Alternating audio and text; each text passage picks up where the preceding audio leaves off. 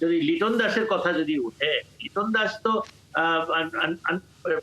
Unpredictable in his batting. He is also not consistent. তো সেই জন্য সে এখন দল থেকেও বাদ পড়েছে। যখন একটা প্লেয়ার দল থেকে বাদ পড়ে, সেই প্লেয়ারটাকে কেন কোন হিসাবে আপনি ক্যাপ্টেন্সি নিয়ে আপনি মাথা ঘামাবেন? সেই সাথে আরো একটা আলোচনা আসছে যে যারা দল থেকে বাদ পড়েছে তাদেরকে নিয়ে তাহলে আমরা মাথা ঘামাচ্ছি না, যার ব্যাটে রান নেই তাদেরকে আমরা ক্যাপ্টেন্সি থেকে সরাচ্ছি এবং ক্ষেত্র বিশেষে হয়তো বা একাদশ থেকে দল থেকেও সরিয়ে দিচ্ছি।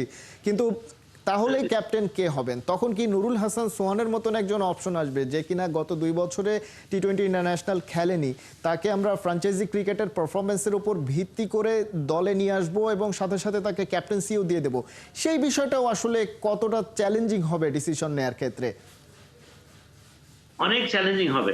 ক্যাপ্টেন্সি সে করেনি, বাংলাদেশ দলের কিন্তু সে ক্যাপ্টেন ছিল, লেট আস নট ফরগেট। এবং একটাই শুধু আমি নুরুল হাসান ক্ষেত্রে একটাই সমস্যা আমি পাচ্ছি, সেটা হলো গিয়ে that he will be leading a side, you already have 5 or 6 captains.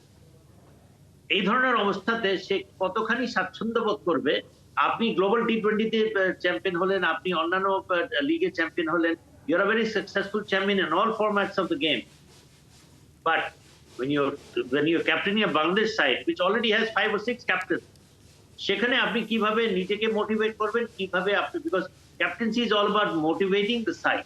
তো সেখানে ওর জন্য চ্যালেঞ্জিং হবে। Look, as a player, as a fighting player, as an experience guy, আমার মনে হয় যে তার এখানে কোনো কেউ সন্দেহ করছে না বলেই তাকে কিন্তু বিবেচনা করা হচ্ছে, তাকে চিন্তা ভাবনাতে আনা হয়েছে because he is a leader, he is physically tough, he is a proven material.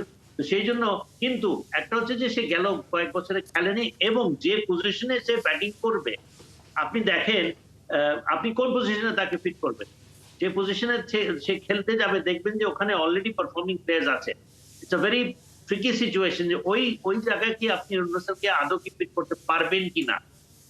Say batting ভালো করছে, ফাইন, সে ক্যাপ্টেন্সি ভালো করছে, ফাইন, কিন্তু তাকে his first job will be to come in as a player, as a batter, as a wicket keeper.